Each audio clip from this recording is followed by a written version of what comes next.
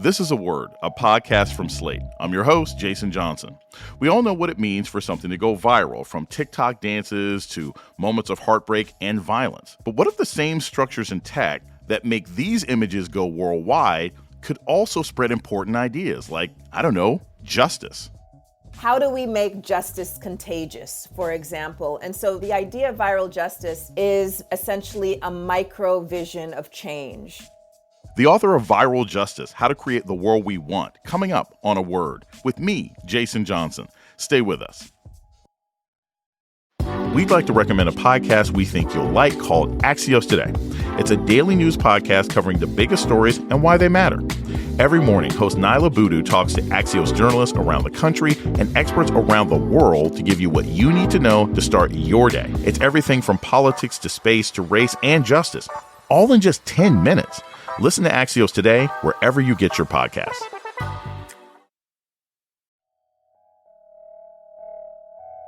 Welcome to A Word, a podcast about race and politics and everything else. I'm your host, Jason Johnson. In many ways, America's racial reckoning has been driven by technology. Before cell phone cameras, decades of false police narratives about killings of black people went unchallenged by anybody outside the local community. Without social media, those deaths were strictly local news, if they made the news at all. Now a whole field of study is devoted to how technology often reinforces racism and how technology can be harnessed to fight it.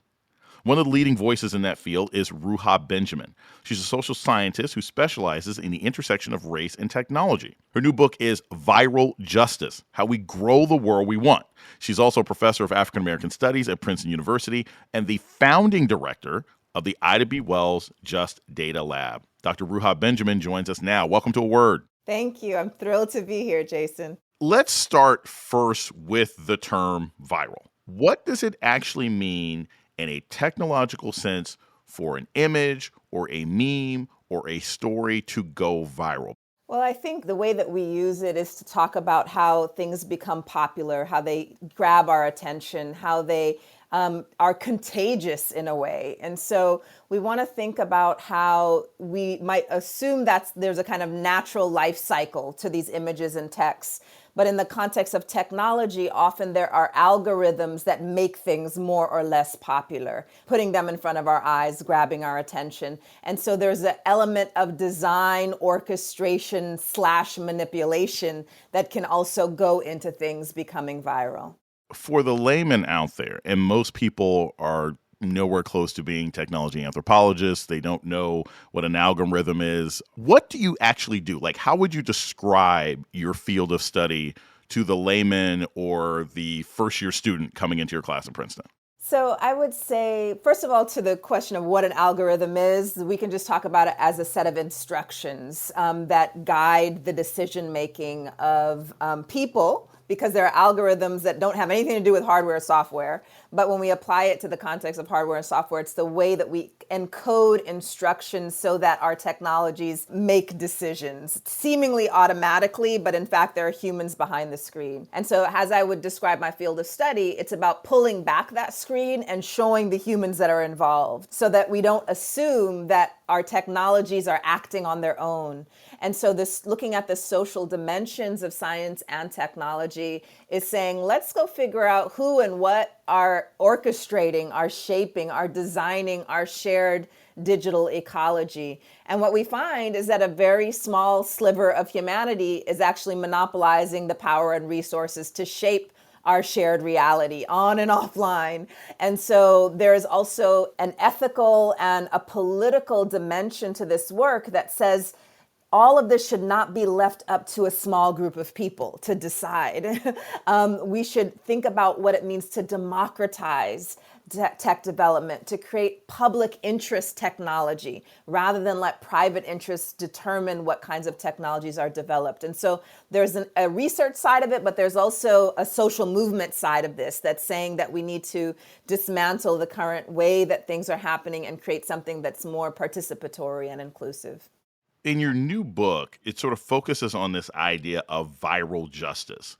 What is viral justice? Like, how would you explain that concept? So it actually moves us a little bit away from technology, strictly speaking, because I started writing this book at the beginning of the COVID-19 pandemic and the eruptions, the revolts against police violence. And so in this case, viral is a nod to this literal virus that we've all been living with. And it's saying that if something so small, seemingly undetectable, can bring the planet to its heels, can turn things upside down, can have all of these deadly effects in our lives, what if we could harness small things and push it in a positive direction? Our seemingly simple habits, decisions, actions. What does it mean to take small things seriously, for good or bad, and thinking about how those can add up to things that are life affirming? How do we make justice contagious, for example? And so the idea of viral justice is essentially a micro vision of change, saying that we shouldn't wait for top-down change. Policy transformation is important, but so are the everyday practices in our backyards, our front yards, in our neighborhoods, our schools. We need to really invest in those kinds of cumulative, seemingly small arenas as well.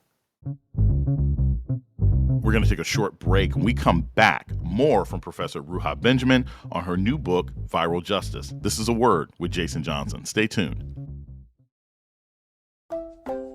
So I grew up in Germany, and my entire family remembers how to speak German, and I don't. And I regret the fact that I never actually took German in high school or college so I could communicate with my family today. If there is a foreign language that you regret not learning in school, it's never too late to start with Babbel. Babbel is the language learning app that sold more than 10 million subscriptions. Thanks to Babbel's addictively fun and easy bite-sized language lessons, you can finally cross learning that new language off your list. With Babbel, you only need 10 minutes to complete a lesson, so you can start having real-life conversations in a new language in as little as 3 weeks. Other language learning apps use AI for their lesson plans, but Babbel lessons were created by over 150 language experts and voiced by real native speakers, not computers. Their teaching method has been scientifically proven to be effective.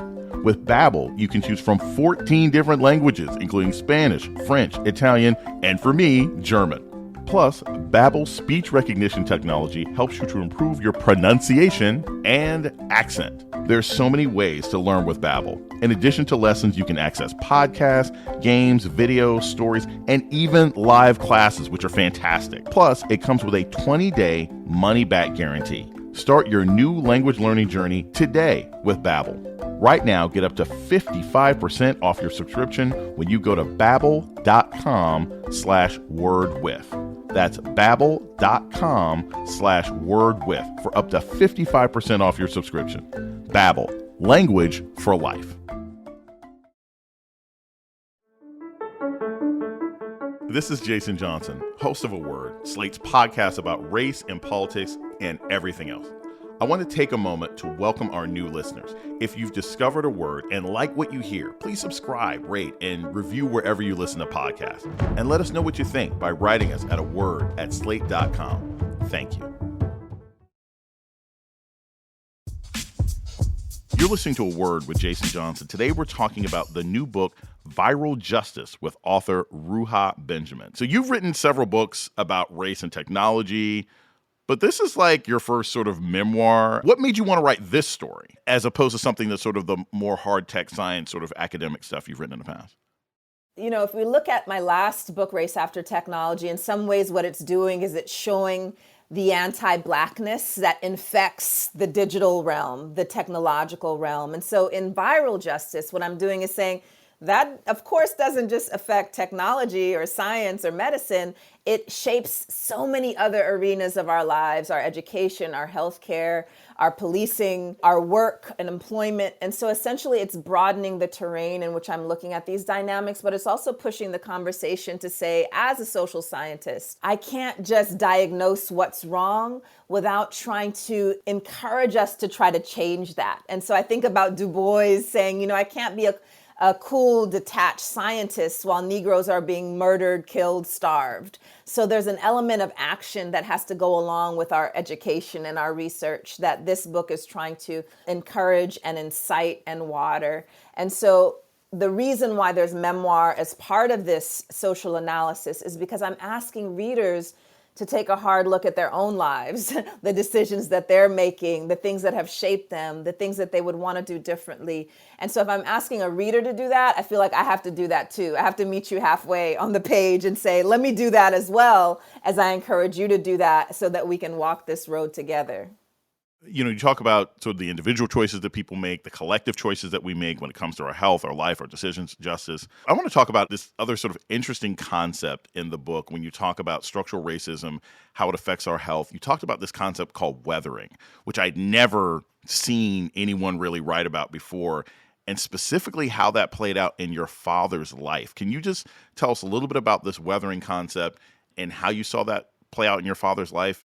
Absolutely, yes. So weathering is a concept that was first coined by Arlene Geronimus, a public health researcher, as she was trying to name the fact that our environments shape what gets under the skin and impacts our lives and life chances. So it's a way of talking about how our bodies become weather, the same way that we see a house over time, that has the wind and the elements kind of weathering it and deteriorating it. She's trying to name how that process affects our bodies. And so part of understanding that is to know that it's not only the things that are visible, like the explicit forms of harm, right? The book was born, as we marched into the streets after George Floyd's murder. So it's not just a literal knee on someone's neck, but it's all of the invisible knees, all of the ways in which it's not just a storm, but the arid, the elements that are more subtle that also get internalized. And so bringing that to my father, part of it is what I'm writing about is how he made so many decisions about eating well, exercising, doing all of the behavioral things that people tell you to do to have a long life. And yet he was living in a financial, economic context in which work was precarious, in which he, went through that period where, predatory lending for homes. So my childhood home, our family home, was affected by that. And so all of these other stressors and oppressors that get under the skin and slowly begin to whether an individual or family or a community. And so in my telling, he died prematurely because of these various effects, even though he was individually trying to make all of these healthful choices about his life. And so I use that as a window into thinking about not just us noticing the weather, noticing the environment, but really the question of viral justice is how do we change it? How do we, in the short term, shield ourselves and protect each other from the weather? But in the long term, how do we ultimately create a more healthful environment so that people don't have to take on that burden so much individually? When you talk about the environment that you're in, you're talking about becoming a mother when you were at Spelman and what that kind of environment was like. Just share a little bit about what it was like having a kid when you were in school. What were some of the structural and environmental things that both made that challenging and perhaps were somewhat better than what a lot of other women experience being young mothers?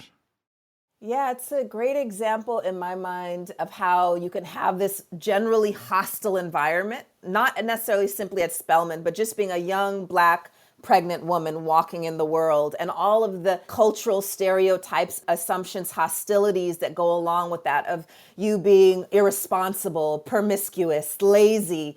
And so walking through the world and feeling that those hostilities where, for example, when I rode the bus from my apartment to the campus, and was visibly pregnant, people would not budge. They would not offer me a seat. They would give me sideways looks, so taking all of that in, right? The hostilities in, and even on campus, not really feeling welcome. Like Spelman has tried so hard over, generations to create this image ideal of a respectable woman. And so my, a pregnant body kind of ran against that ideal. And so I didn't feel embraced there in the same way that I didn't anywhere else. But there were people around me, friends, family, Black midwives and doulas in the broader community who did embrace me, who did support me, who ultimately showed me that there's an entirely different way that we can approach childbirth and reproduction that respects the autonomy of birthing people, that, is not based on this highly medicalized interventionist approach to childbirth. It contributes to the Black maternal and mortality rate. And so that story, that chapter in the book is really about this dynamic between a larger environment that is not life affirming and one in which individuals and communities choose to create, we can call it a microclimate within that larger environment, in which I really had a very positive birth experience because of the people around me. You also talk about your brother's experience with the criminal justice system and sort of how data systems informed how you dealt with that and what that experience was like for you and your family. Can you talk a little bit about his experiences and how data plays a role in these environments of people around? This is a story that many of us either have experienced, I think, directly a version of, or members of our family, in which I describe my brother as from a young age being hunted by law enforcement. And so later in life as a teenager, he developed mental illness that put him even more in the crosshairs of this carceral system. And so, part of the struggle for me as someone who's teaching about the social facts, let's look at, how these systems operate. And then when him and my mom were coming to visit me in Princeton, I describe an experience in which I at first was excited and then really began to become nervous because I was worried about how residents would see him and report on him and essentially make it a very hostile context for him to live here. And that I went to a meet and greet with the police department and was essentially trying to prepare them for these reports and calls, telling them not to overreact. And I became very emotional and started crying in the middle of the meeting because I couldn't trust that they were going to treat my brother well as he was walking around town. And so it's not really a story of data so much, but it's about how individual intentions in terms of these officers who I was interacting with, that we can't rely on that in terms of safeguarding our well-being. We really have to think about what it means to create a community fabric and policies in which we don't pour more and more resources into institutions that are making us unsafe. And so ultimately, I make a case for an abolitionist approach to safety that means really investing in those things, both the community fabric and the institutions that are life affirming, not ones which are armed and ready to see everything as a threat to their own lives. We're going to take a short break. When we come back, more with data scientist Ruha Benjamin about her book, Viral Justice. This is A Word with me, Jason Johnson. Stay tuned. We'd like to recommend a podcast we think you'll like called Axios Today. It's a daily news podcast covering the biggest stories and why they matter. Every morning, host Nyla Boodoo talks to Axios journalists around the country and experts around the world to give you what you need to know to start your day. It's everything from politics to space to race and justice, all in just 10 minutes. Listen to Axios Today wherever you get your podcasts.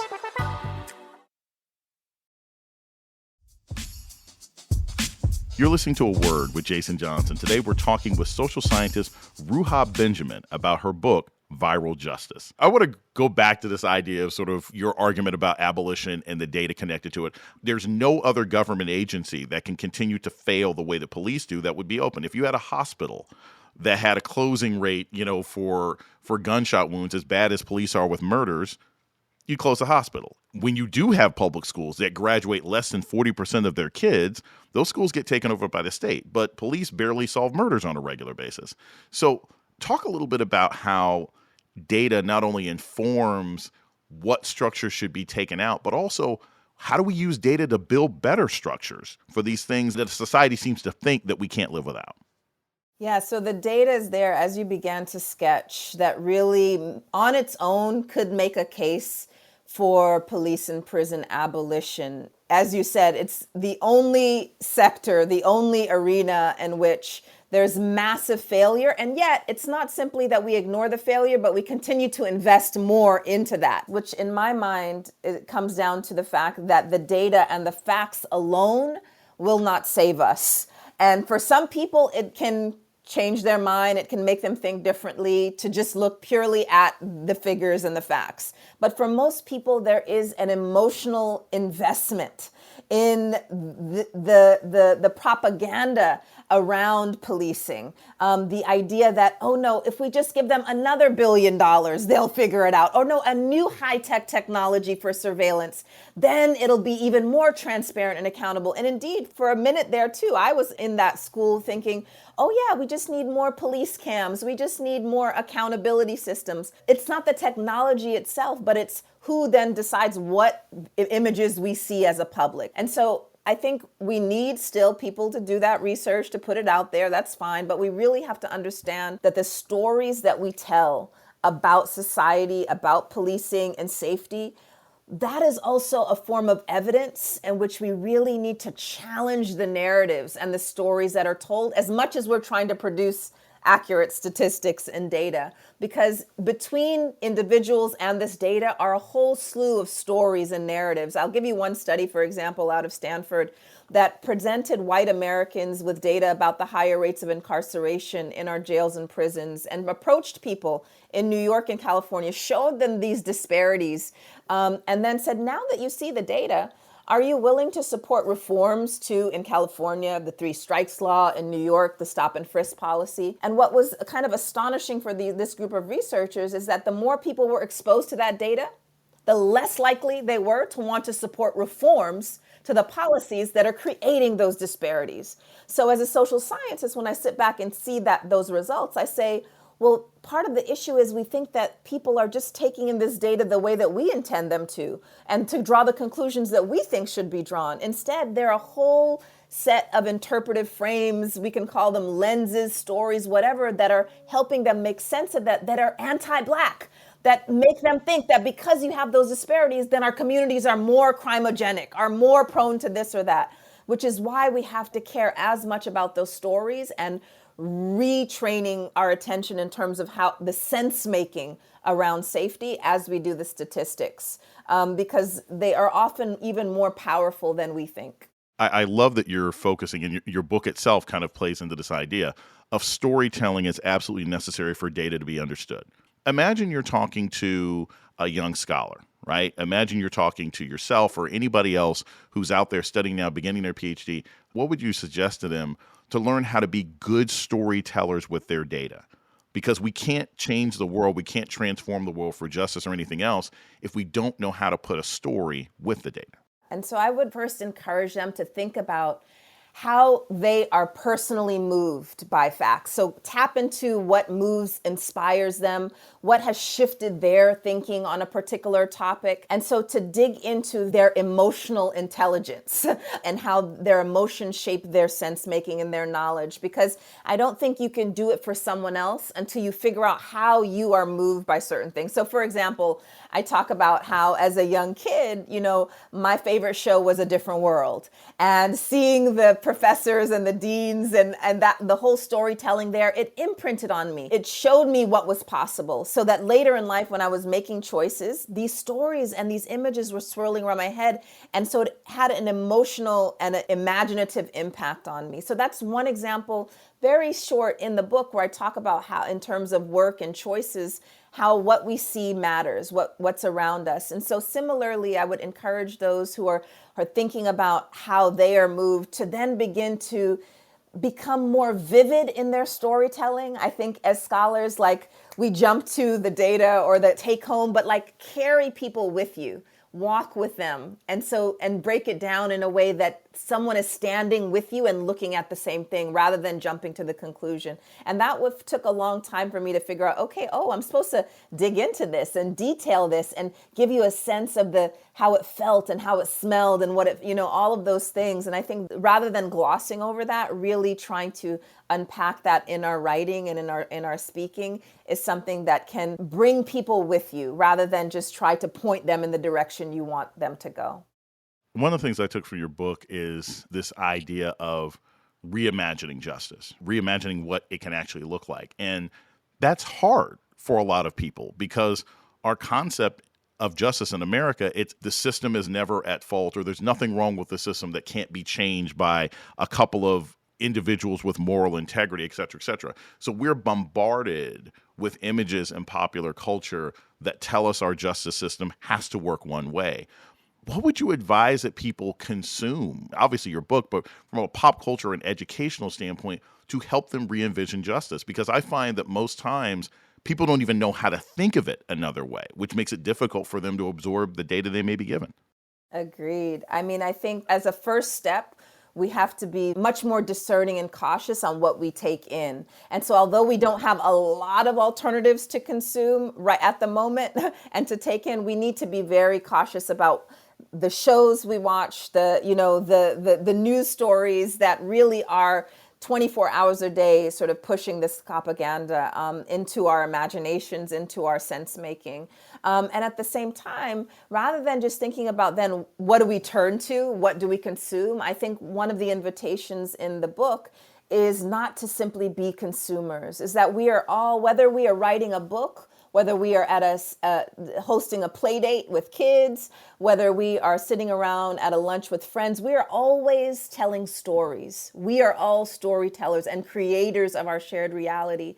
And so rather than just look for an alternative to consume that has a more abolitionist ethos, let us all start to become abolitionist storytellers in what we focus on and how we reason about what's going on around us. That's one of the reasons why I started the Ida B. Wells Just Data Lab, working with undergraduate students, not just as researchers, but as artists, as storytellers, so that they're creating films and zines and blogs and photo essays. And so I'm really encouraging the next generation not to be content with what already exists, but to actually pour their own creative energies into crafting a world that is not shaped by these carceral institutions, and rather that are life affirming and in which justice and joy are normal, are normal and just part of the air that we breathe. In the face of what we're facing right now, what gives you hope, and why is this book hopeful? One of the encouragements of the book is to think about what it means to create politics that are not these big spectacles, these, money-driven forms of, false choices, but what does it mean to create a different politics in our everyday lives? And so if we are just consuming what's happening, then the picture is bleak and there's all the reason not to be hopeful. But when we're getting our hands dirty and actually working in community, I'm encouraging people to actually act so that action, in community generates the kind of hope that we need. And so one quick example, from my own neighborhood, in Los Angeles, I tell a story early on in the book of someone named Ron Finley, the gangster gardener, who was noticing dialysis clinics popping up all around our neighborhood. He said the drive-throughs are more harmful than the drive-bys, so he's talking about food insecurity and talking about, the literal environment, the physical environment. And so he looks at these parkways, this patch of grass between people's apartments and homes and the street, and says, what if I just created edible gardens right here in these parkways? And he did. And the first thing that happened, of course, given our carceral system, is that he was issued a citation and fined by the city. But then he and friends and comrades rallied together and not only had that citation dropped, but this flourished. This became contagious. These edible gardens started popping up everywhere. And so neighbors who would walk by who would be so shocked that they could just take food for free, thinking about, wow, this is a different model of thinking about food as a human right, thinking about how that beauty of seeing those gardens really impacts people's emotional well-being. So it becomes a model about not waiting for top-down change, like doing something right where we are. And it means getting our hands dirty. And to me, that is a very hopeful act, and it has very material, tangible benefits to the people around us and to ourselves.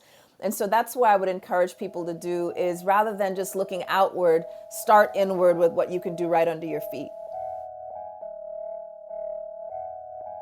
Ruha Benjamin is the author of Viral Justice: How We Grow the World We Want. The book is out now. She's also a professor of African American Studies at Princeton University. Ruha Benjamin, thanks so much for joining us on A Word. Thank you so much for having me, Jason. Have a great day.